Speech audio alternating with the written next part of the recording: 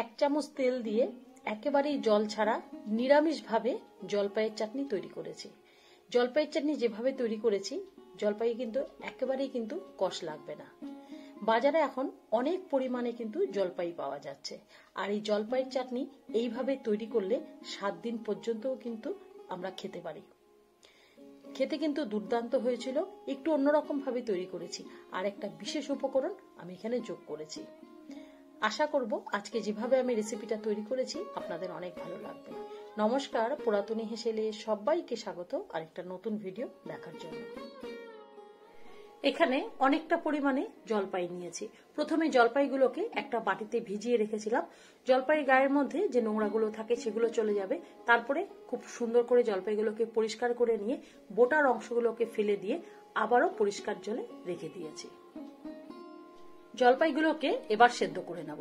কড়াই বসিয়ে তার মধ্যে জলপাইগুলোকে দিয়ে দিলাম নুন আর হলুদ। এবার গ্যাস মিডিয়াম আঁচ করে রেখে ঢাকা দিয়ে রাখবো। জলপাইগুলোকে খুব ভালোভাবে সেদ্ধ করে নেব। খুব ভালো করে সেদ্ধ করে নেওয়ার পরে জলপাইগুলো কিন্তু ফেটে যাবে, তখনই বোঝা যাবে যে জলপাইগুলো খুব ভালো সেদ্ধ হয়ে গেছে। একটু শক্ত থাকলে জলপাইগুলোতে একটু কষ ভাব থাকবে, আর হলুদ দেওয়াতে যেমন কালারটা ভালো আসবে তেমনি কষ ভাবও কিন্তু থাকবে না। এবার জলপাইগুলোকে ঠান্ডা করে নিয়ে একটা পাত্রে তুলে নেব। জলপাইগুলো জল থেকে তুলে নিয়ে ঠান্ডা করে নিয়েছি, থালার মধ্যে তুলে নিলাম। এবার জলপাইয়ের মধ্যে যে দানার অংশগুলো থাকে আমি সেগুলোকে বাদ দিয়ে দেব। তারপরে খুব ভালো করে জলপাইটাকে মেখে নেব। একটু অন্যরকম ভাবে তৈরি করছি, আপনারা দেখুন। এইভাবে যদি তৈরি করে থাকেন না, খেতে কিন্তু দারুণ লাগে। আমি এখানে দানার অংশগুলোকে বাদ দিয়ে দিচ্ছি।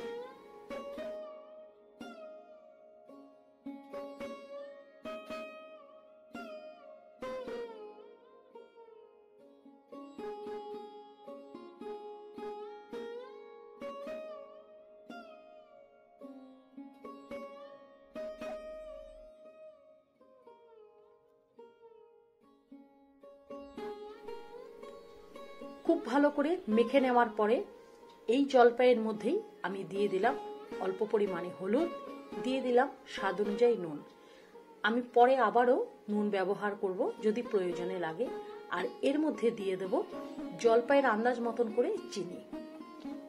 খুব ভালো করে এবার নুন, হলুদ আর চিনি জলপাইয়ের সাথে খুব ভালোভাবে কিন্তু মেখে নেব। এখানে চিনি আমি যতটা ব্যবহার করেছি, পরে রান্না করার সময় যদি আরেকটু লাগে বা বেশি টক ভাব লাগে তখন আবারও ব্যবহার করে নেব। তবে খুব ভালোভাবে চিনিটাকে আমি খুব ভালো করে মেখে নিয়ে বেশ কিছুটা সময় রেখে দেব, যাতে চিনি গলে যায় সেই পর্যন্তই কিন্তু রেখে দেব।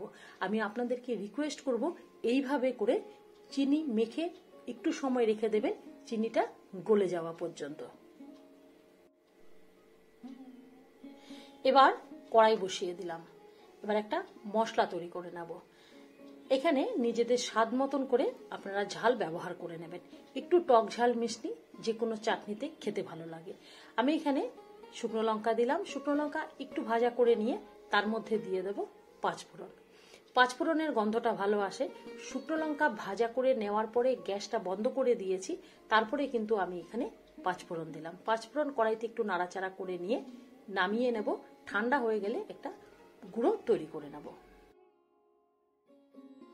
চাটনি তৈরি করার জন্য একেবারে অল্প পরিমাণে তেলের প্রয়োজন। অল্প পরিমাণে তেল দিয়েছি, তাতে একটা শুকনো লঙ্কা ফোড়ন দিয়েছি। ফোড়ন হিসাবে এখানে কিন্তু পাঁচফোড়ন ব্যবহার করলাম না, যেহেতু মশলা হিসাবে পাঁচফোড়নটা ব্যবহার করব। আপনাদের যদি মনে হয় আপনারা ফোড়নে পাঁচফোড়ন দিতে পারেন, তাতে কিন্তু গন্ধটা দারুণ আসবে। এবার চিনি দিয়ে মেখে নেওয়া জলপাইগুলোকে দিয়ে দিয়েছি। এর মধ্যে এবার খুব সুন্দর করে নাড়াচাড়া করে নিয়ে আমি একটু সময় ঢাকা দিয়ে রেখেছিলাম। চিনি কিন্তু খুব সুন্দরভাবে কিন্তু এখানে গলে গেছে, আর একেবারেই কিন্তু বেশ শুকনো করে ফেলবো না। চিনি থেকে যে জল বেরিয়েছে সেই জল একটু শুকিয়ে গেলেই কিন্তু আমি এই চাটনিটাকে কিন্তু নামিয়ে ফেলে দেব। সেই পর্যন্ত কিন্তু রান্না করে নেব।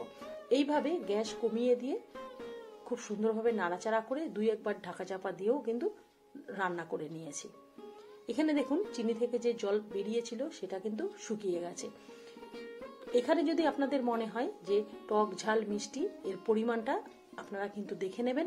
আমি এখানে প্রয়োজনে আরেকটু নুন আর একটুখানি মিষ্টি দিয়ে নিয়েছিলাম। চিনি থেকে যে জল বেরিয়েছে সেই চিনি থেকে জল শুকিয়ে যাওয়ার পরে দেখুন চাটনির কালারটা কিন্তু একটু চেঞ্জ হয়ে গেছে। এর মধ্যে একটা বিশেষ উপকরণ হিসাবে আমি এখানে দিয়ে দিলাম আদা কুচনো।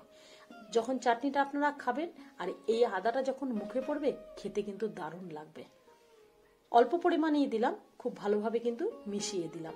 চিনির জলটা যতক্ষণ পর্যন্ত শুকিয়ে যাবে আমি সেই পর্যন্ত নাড়াচাড়া করে নিয়েছি। আর এর মধ্যে নুনের পরিমাণ আর মিষ্টির পরিমাণটা আপনারা নিজেদের পছন্দ মতন করে ব্যবহার করে নেবেন। খুব বেশি কিন্তু একটা শুকিয়ে ফেলবেন না, তাহলে কিন্তু শুকনো হয়ে যাবে। চিনির জলটা শুকিয়ে গেছে, তার মধ্যে আদা দিয়ে দিলাম, একটু সময় নাড়াচাড়া করে নিয়েছি। এবার যে ভেজে নেওয়া মশলাটা ছিল সেটাই আমি দিয়ে দিলাম। শুকনো লঙ্কাটা বেশ একটু এর মধ্যে একটু ঝাল ভাব আনবে, আর আদাটা মুখে পড়লে খেতে কিন্তু দুর্দান্ত লাগবে। বেশ একটু অন্যরকম ভাবে তৈরি করেছি। দেখুন কালারটা কিন্তু দারুণ হয়েছে।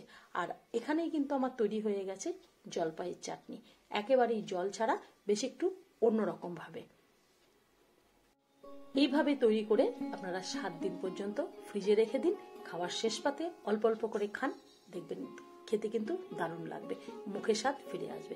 যদি ভালো লাগে অবশ্যই তৈরি করুন। ভালো লাগলে লাইক করবেন, শেয়ার করবেন, কমেন্ট করবেন, আর আমার চ্যানেলটিকে এতক্ষণ আমার সাথে থাকার জন্য অসংখ্য ধন্যবাদ। ভালো থাকবেন, সুস্থ থাকবেন। নমস্কার।